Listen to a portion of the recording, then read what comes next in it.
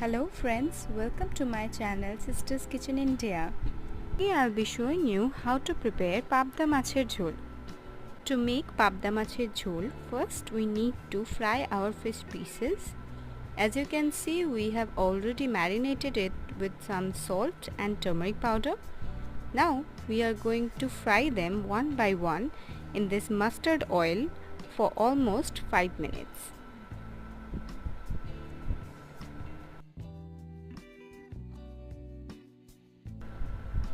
After 5 minutes, as you can see, our fish piece has fried properly, and we'll be frying it from both the side, and after properly frying, we'll take it out and keep it aside.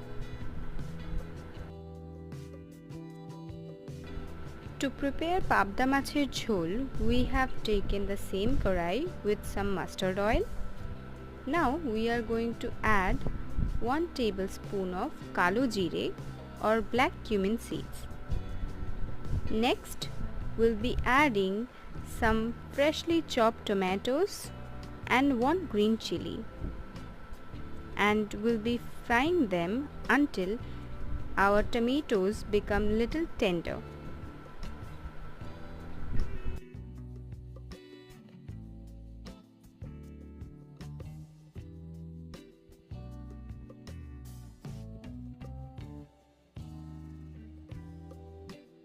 Almost after 5 minutes, as you can see, our tomatoes has become little tender. Now we are going to add a mixture of some ground ginger, salt and turmeric paste, and we'll be frying it till our ginger loses its raw smell.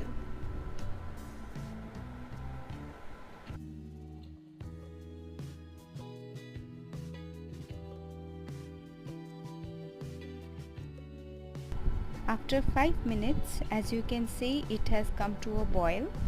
Now we are going to add 1 teaspoon of cumin powder into this. And after adding it, we'll be cooking it for almost 10 minutes.